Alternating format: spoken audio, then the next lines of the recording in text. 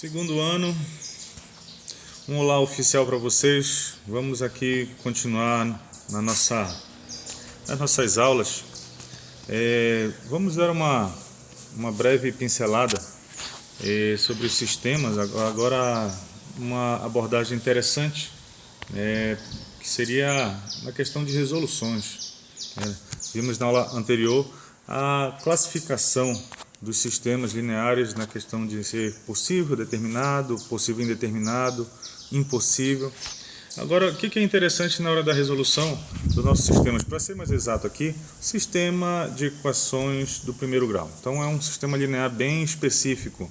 Então, você vai encontrar algo nesse formato. Então você tem a representação algébrica aqui, no caso, com essas duas equações, primeira 2x menos y igual a 4 e a outra x mais y igual a 3.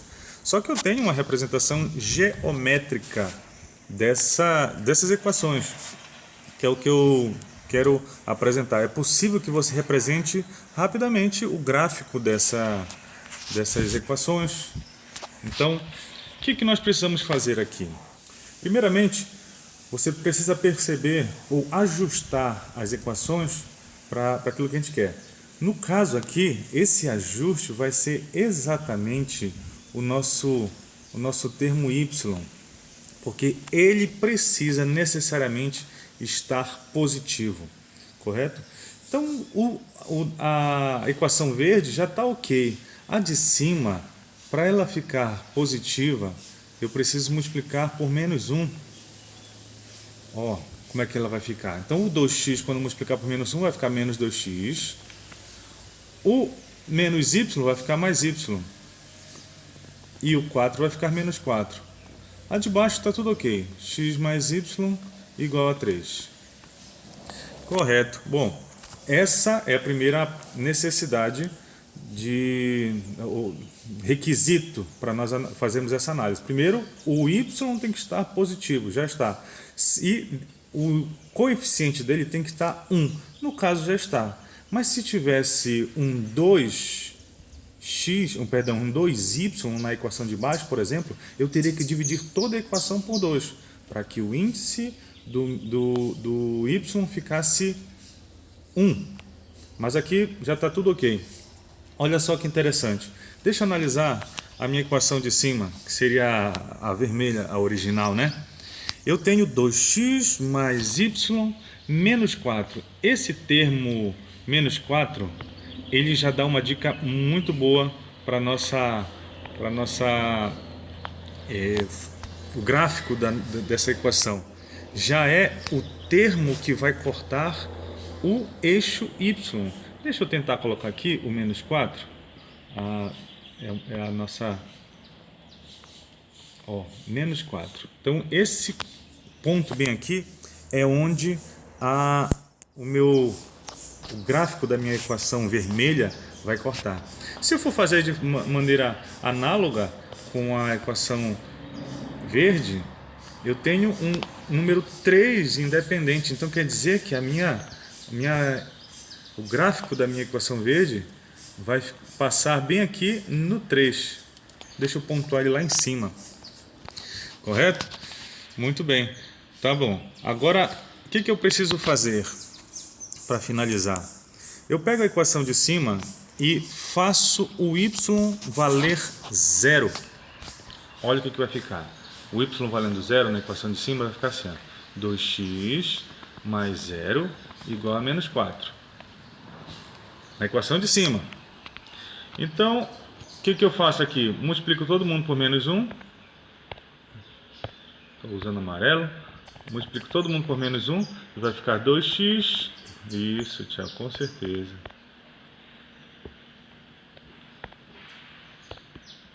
E vamos ficar assim, 2x igual a 4. X igual a 4 sobre 2, que vai dar 2. Muito bem. Esse resultado que nós descobrimos chamamos de zero da função. Eu fiz isso para a equação vermelha. Então, esse ponto 2 é justamente onde ele vai cortar no eixo X. Deixa eu colocar aqui 2. Correto? Muito bem. Deixa eu agora realizar a mesma operação, só que com a equação verde. Na equação verde eu vou fazer o y valendo 0. Então vai ficar x mais 0 igual a 3. Esse aqui ficou fácil. Já descobrimos que o x vale 3. Então o gráfico da minha equação verde, ela vai passar no 3. Então estou percebendo que eu posicionei mal esse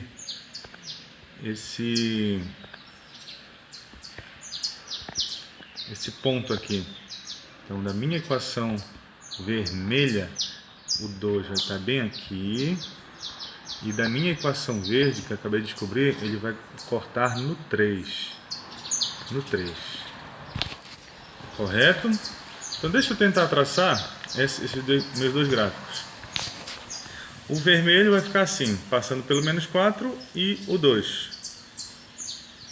E o verde? O verde vai passar pelo 3 e pelo 3. E acabou. É só isso que eu preciso. Firmei o meu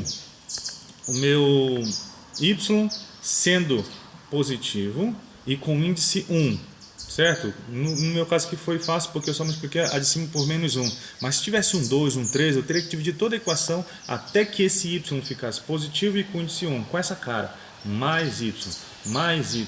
Beleza, fechei isso. Esses termos independentes que estão aqui no amarelo vão ser justamente os pontos que vão cortar no eixo y, certo? Beleza, agora eu pego cada equação, faço o y valer 0 e resolvo. Quando eu fiz o y valendo 0 aqui, eu descobri que o x vale 2. Está aqui ele.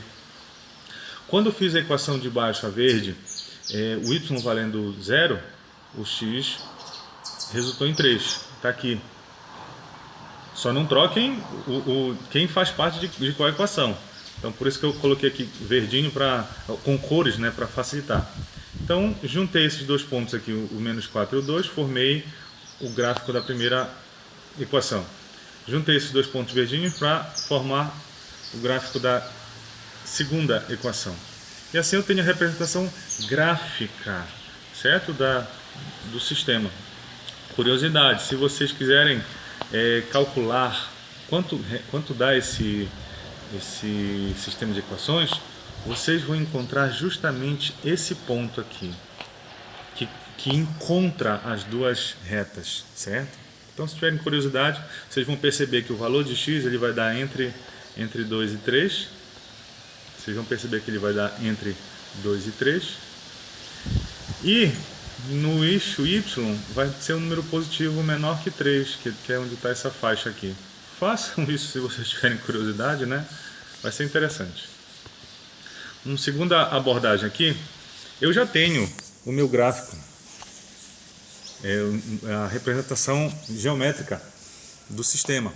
Olha só, é uma reta vermelha com uma reta verde, elas estão se encontrando no ponto 2 para x e 1 para y.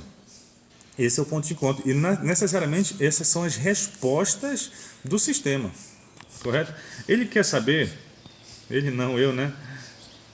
Qual dessas opções, A, B ou C, é realmente o sistema que a representação algébrica desse gráfico. Muito bem, o que eu preciso saber aqui? Que já tenho a resposta do sistema. Olha qual é a resposta.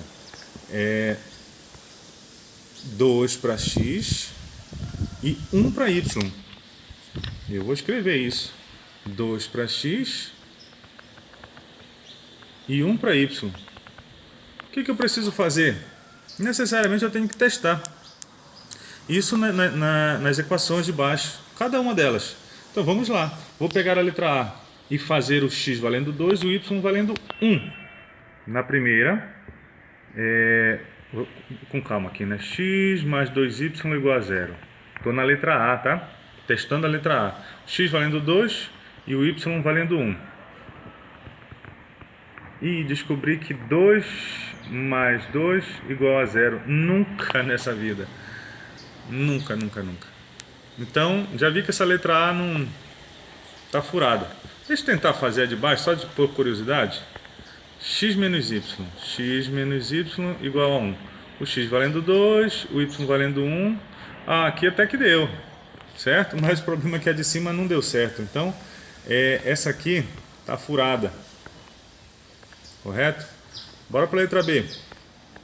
Na letra B, vou usar a primeira equação. X mais 2y igual a 4. O x valendo 2 e o y valendo 1.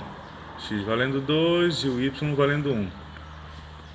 Então aqui deu 2 mais 2 igual a 4. Opa, aqui deu certo. Essa aqui deu certo.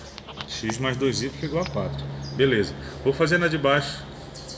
X menos y. X menos y igual a 2. Vou trocar o x valendo 2 e o y valendo 1.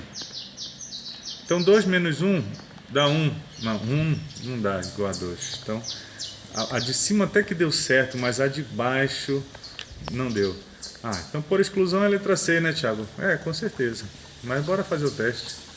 Vai que me equivoquei. Na de cima, x mais 2y igual a 4.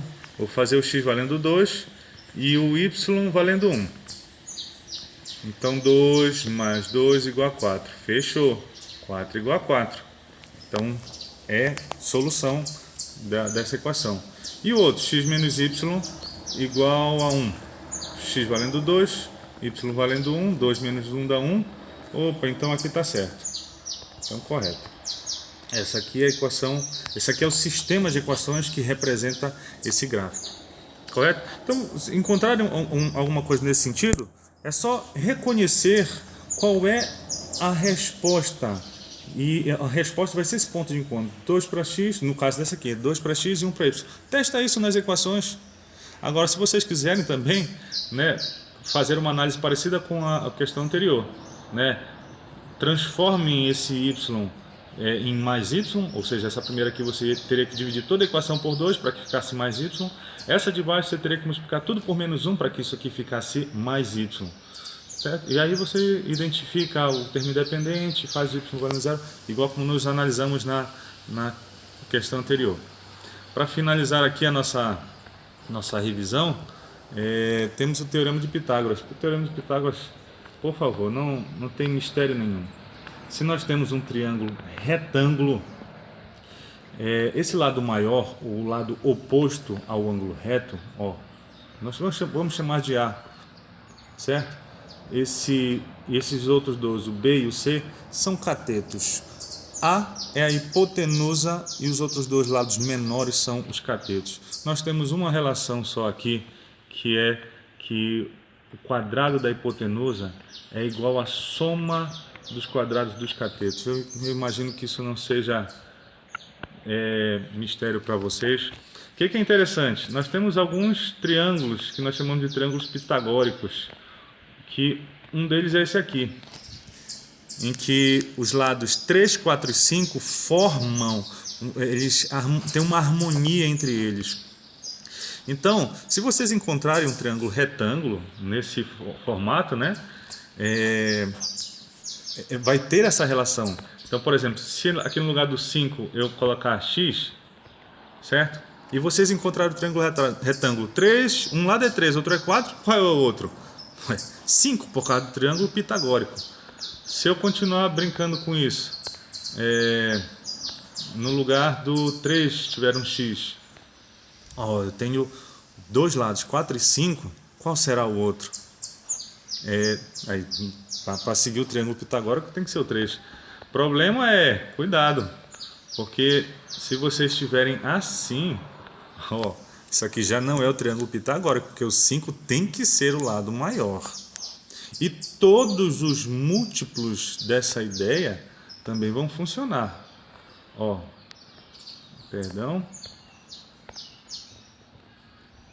Todos os múltiplos. Então, se eu tiver um triângulo retângulo, aqui é 30 e aqui é 40, quanto vai ser o outro lado? 50, para manter a proporção. pouco mais complicado? Vamos ver. Se aqui for 6, ou seja, 2 vezes 3, e aqui for 8, ou seja, 2 vezes 4, quanto vai ser o outro? Vai ser 2 vezes 5, 10. E assim por diante. Você pode brincar com isso, tipo assim, se aqui for 0,3 e aqui for 0,4, então o outro vai ser 0,5. Então essa seria o que nós chamamos de triângulo pitagórico, correto? Aproveitem isso. Até mais.